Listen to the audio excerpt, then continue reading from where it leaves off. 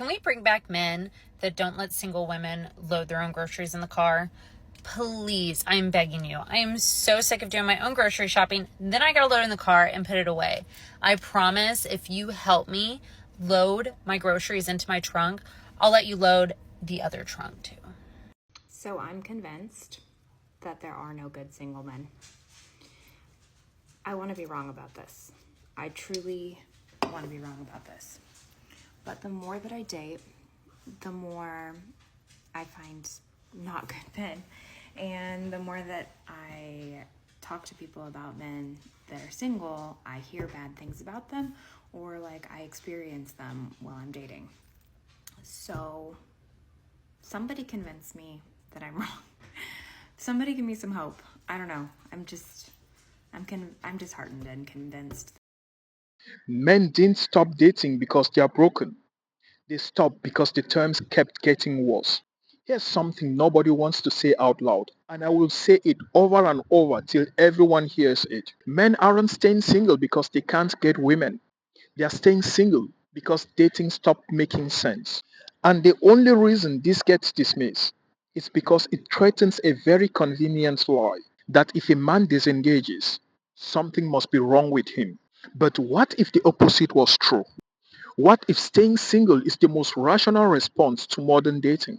Listen, bro, if you're a man who's felt confused, who's been blamed, or who's been quietly exhausted by dating, hit subscribe.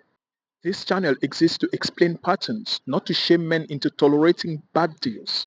Now, let's slow this down and talk honestly. Let's talk about the men who are staying single, not the caricature, not the insult version. I'm talking about men who work, men who take care of themselves, men who aren't socially awkward, men who aren't bitter, men who aren't hiding in the basement. These men didn't rage quit dating.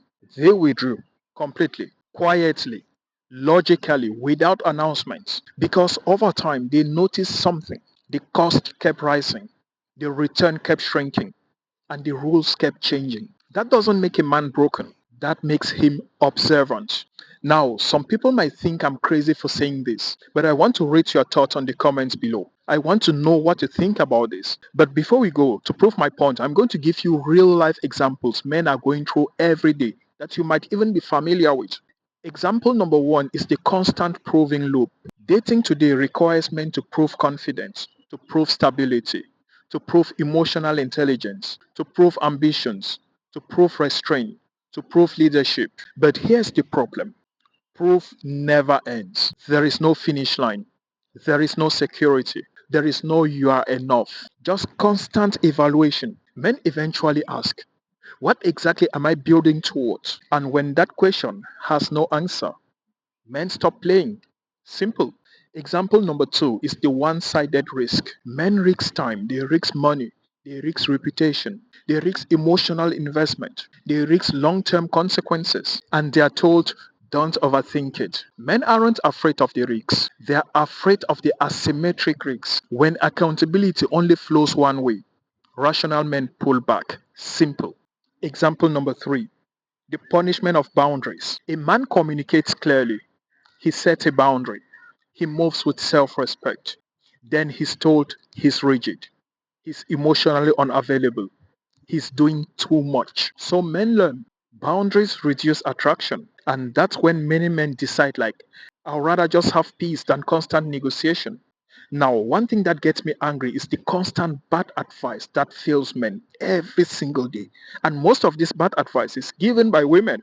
Modern dating advice to men sounds supportive, but it's quietly destructive. Let me tell you, it tells men just be more emotionally open, just communicate better, just unlearn masculinity, just do inner work. But here's the question it never asks. Are men being rewarded for this? Someone tell me in the chat. Because men follow this advice, are they rewarded for it? My answer is no. This is where they end up. They end up with less respect.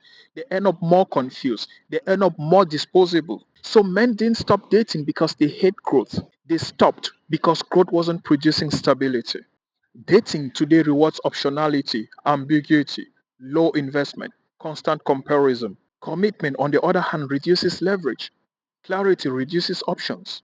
So the system somehow punishes consistency, punishes loyalty, punishes long-term intent. And men notice all of this. And when men notices this, they don't argue. They adjust their behavior. So staying single is an adjustment. And here's what men who stay single gain. They gain focus, they gain financial momentum, they gain emotional clarity, they gain self-trust, they gain peace. And here's what they lose. They lose confusion, they lose performance anxiety, they lose constant self-doubt. So men aren't lonely because they are single. They are lonely when they are performing without purpose. Single men with direction are calmer than partnered men stuck in chaos. And that's the unfortunate reality. And this is not bitterness. This is smart. But this reality threatens the narrative. Men staying single breaks the script. Because if men can opt out, then maybe the advice wasn't neutral. The system wasn't even fair. Or the blame was misplaced. So what do? They shamed men back. Not for their benefits, but to keep participation high. Men see this and men remember the patterns. Some of you watching will hate this message. That's good.